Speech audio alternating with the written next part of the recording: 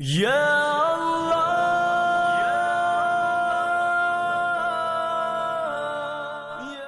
السلام علیکم ورحمۃ اللہ وبرکاتہ۔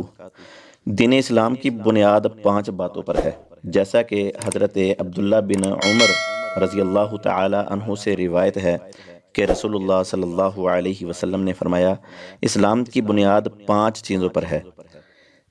اس بات کی گواہی دینا کہ اللہ تعالیٰ کے سوا کوئی سچا معبود نہیں اور محمد صلی اللہ علیہ وسلم اس کے بندے اور رسول ہیں، اور نماز قائم کرنا اور زکوٰۃ دینا اور حج کرنا اور رمضان کے روزے رکھنا، یہ 5 چیزیں اسلام کی بنیاد اور ارکان شمار ہوتی ہیں۔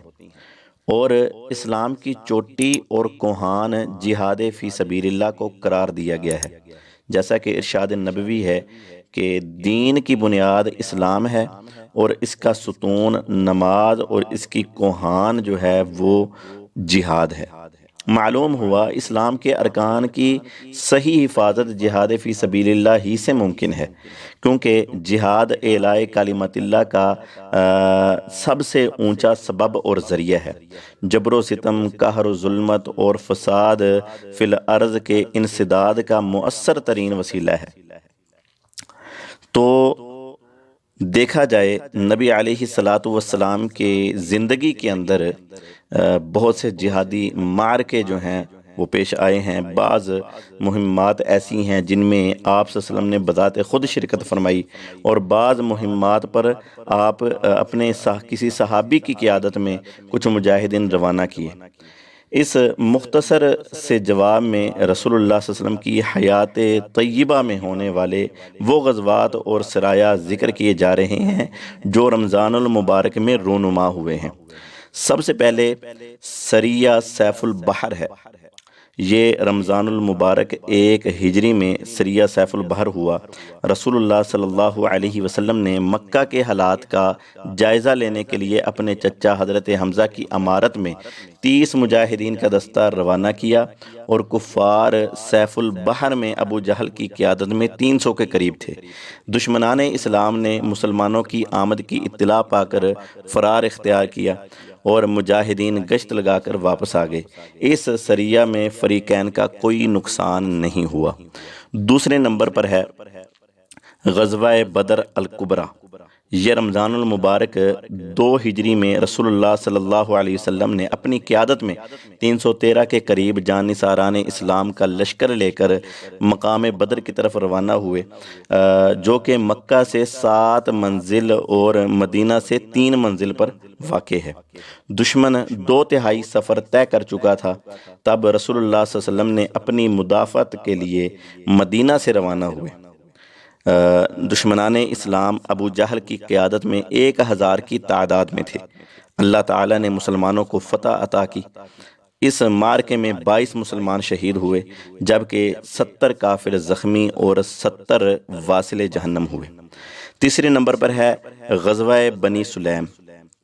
یہ 24 اور 25 رمضان المبارک 2 ہجری میں یہ غزوہ بنی سلیم مقام ماء القدر میں منعقد ہوا۔ مسلمان وہاں 3 دن تک رہے۔ چوتھے نمبر پر سریہ ام قرفہ۔ رمضان المبارک 6 ہجری میں قبیلہ فزارہ نے ام قرفہ کی تحریک سے زید بن حارثہ رضی اللہ تعالی عنہ کے تاجرانہ قافلے کو لوٹا۔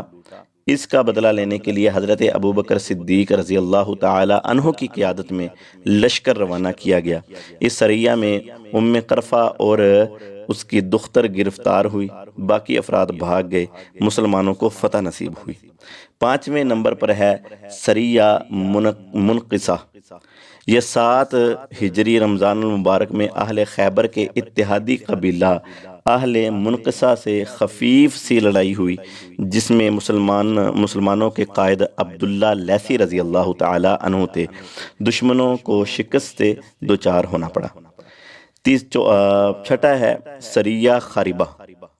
یہ رمضان المبارک 7 ہجری میں جوہینہ قبیلے کے ساتھ لڑائی ہوئی۔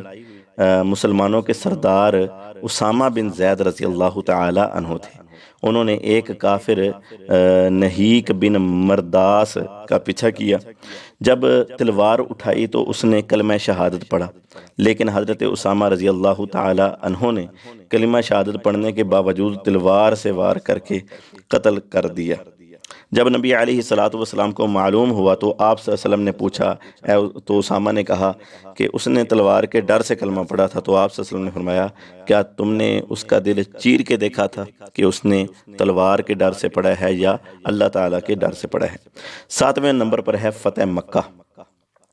رمضان المبارک 8 ہجری میں رسول اللہ صلی اللہ علیہ وسلم کی قیادت میں 10,000 مسلمان فاتح بن کر مکہ مکرمہ میں داخل ہوئے۔ اس موقع پر 2 مسلمان شہید ہوئے جبکہ 12 کافر مارے گئے۔ آپ صلی اللہ علیہ وسلم نے فتح مکہ والے دن عام معافی کا اعلان فرما دیا تھا۔